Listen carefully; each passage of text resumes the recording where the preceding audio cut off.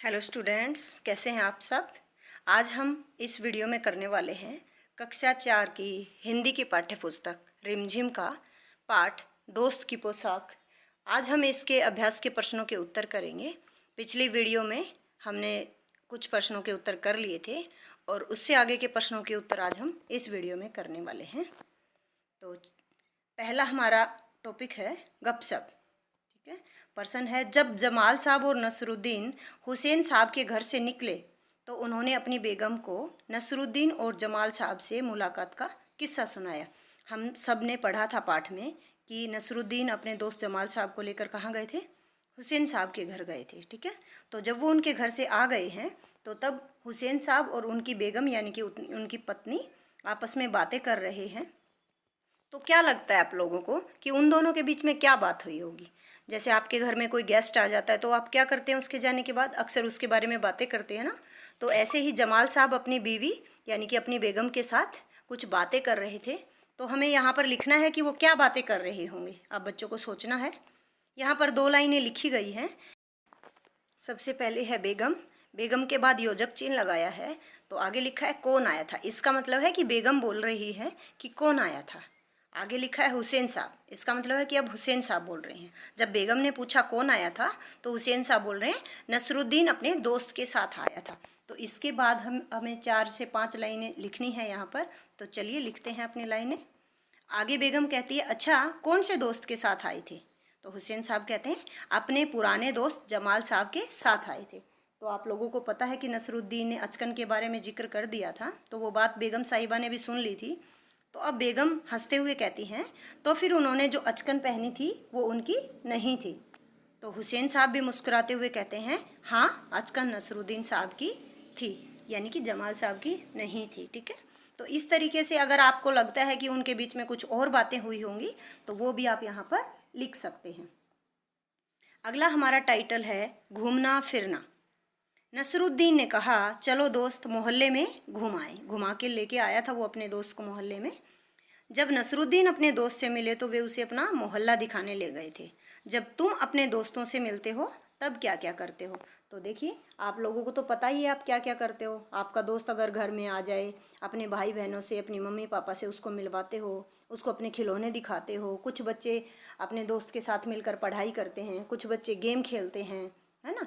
कुछ उनके साथ बाहर मैदान में भी खेलने जाते हैं या शॉप से कुछ खरीदने जाते हैं। ठीक है, तो इस तरीके से बच्चे अपनी अपनी जो आंसर है वो लिख भी सकते हैं। हम यहाँ पर उत्तर लिख रहे हैं, जब मैं अपने दोस्त से मिलता हूँ तब हम साथ में खाना खाते हैं, साइकिल चलाते हैं और पार्क में घूमने जाते हैं। आप इस उत्तर को और भी बढ़ा सकते हैं अगर आप कुछ लिखना चाहते हैं तो। आगे है करके दिखाओ। नीचे कुछ वाक्य लिखे हैं, तुम्हें इनका अभिनय करना है। अभिनय होता है एक्टिंग करना। जैसे आपने टीवी में देखते हो ना आप नाटक और फिल्में, तो वहाँ पर वो एक्टिंग की ही तो मूवी बनाई हुई होती है। तुम चाहो तो कहानी में देख सकते हो कि इन कामों का जिक्र कहाँ आया है। देखिए, ये सारे बातें पाठ में कहीं ना कहीं आई हुई हैं।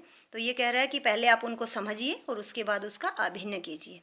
पहला है बन ठन कर घूमने के लिए निकलना। आपको पता है कि नसरुद्दीन और जमाल साहब दोनों बन ठन कर यानी कि तैयार होकर के कहाँ गए थे, मोहल्ले में घूमने गए थे। आगे है घड़ों पानी पड़ना यानी कि शर्मिंदगी महसूस होना। जब नसरुद्दीन ने उनके दोस्त के सामने क्या कहा था कि जमाल साहब ने जो अचकन पहनी है ना ये तो मेरी है, तो इसका मतलब है तब जमाल साहब को बहुत शर्मिंदगी महसूस हुई थी। मुंह बनाकर शिकायत करना। मुंह बनाकर शिकायत करना यानी कि जब वो जमाल साहब नाराज़ हो गए थे नसरुद्दीन से, तो वो बाहर पड़ोसी के घर से बाहर आने के बाद वो गुस्से में थे थोड़े से, तब वो शिकायत कर रहे थे। गर्मजोशी से स्वागत करना।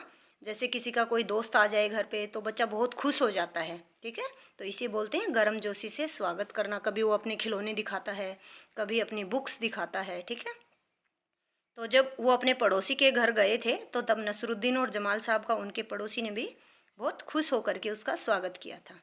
नाराज होना। नाराज होना तो सभी बच्चों को पता ही है। जब आप लोगों को आपके मनपसंद के खिलौने या आपकी जो मनपसंद की चीज़ें हैं जब वो मम्मी पापा नहीं ला के देते हैं तो आप क्या होते हैं, नाराज हो जाते हैं। नेक्स्ट है देखते ही रह जाना यानी कि जब आपको कोई ऐसी चीज़ नज़र आ जाए जो जिसकी आपको उम्मीद ना हो। आप ज़्यादा खुश भी हो सकते हैं, आप कई बार परेशान भी हो सकते हैं ऐसे में। तो जब आपको ऐसी चीज़ दिख जाए कुछ तो आप देखते ही रह जाएंगे उसकी तरफ, यानी कि मन करेगा कि देखता ही रहूं मैं इसको। ठीक है, तो आइए देखते हैं इसके बारे में। बच्चों ने कुछ वीडियो बनाई है, आइए देखते हैं इन वीडियो को।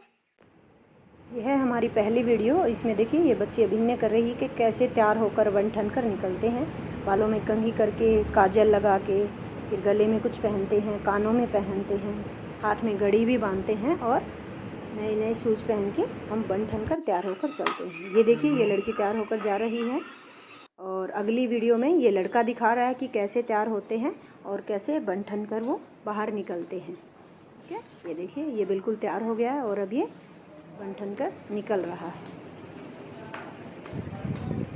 अगली वीडियो में शर्मिंदगी महसूस करना। जब दूसरा बच्चा, उसका बड़ा भाई उसको कुछ कहता है कि तूने ये गलती क्यों कर दी, तो बच्चे को शर्मिंदगी महसूस हो रही है कि उसने ये गलती क्यों की, उसे ये नहीं करनी चाहिए थी। और अगली वीडियो में देखिए ये बच्चा है मुंह फुलाकर शिकायत कर रहा है अपने दोस्त की कि उसके दोस्त ने उसको कैसे कैसे कहाँ पर मारा और उसकी मम्मी उसको बड़े प्यार से चुप करवा रही है। इस वीडियो में भी ये बच्चा अपनी बहन के बारे में मुंह फुलाकर शिकायत कर रहा है कि उसने कैसे परेशान किया। ये है गर्मजोशी से स्वागत करना, अपने दोस्त आने पर खुश हो जाना। यहाँ पर ये लड़की भी नाराज़ हो गई है और जैसे नाराज़ होकर बच्चा अपने खिलौनों को इधर उधर फेंकता है ना, यही करते हैं ना आप बच्चे भी, तो ये भी यही अभिनय कर रही है। तो आप बच्चे भी इस तरीके से अभिनय कर सकते हैं। और ये है जब गुस्से में नाराज़ हो जाते हैं ना, तो ऐसे पैर पटकते हैं। ये बच्चा भी देखिए नाराज़ होने का बहुत सुंदर अभिनय कर रहा है कि कैसे वो नाराज़ होने पर अभिनय करता है। उसके बाद है देखते ही रह जाना। ये देखिए बच्चों, अगर आपको यह वीडियो पसंद आई तो आप इसे लाइक करें और हमारे चैनल को सब्सक्राइब करें और घंटी के बटन को ज़रूर दबाएं ताकि आगे आने वाली वीडियो का नोटिफिकेशन आपको मिल सके। वीडियो को अंत तक देखने के लिए धन्यवाद।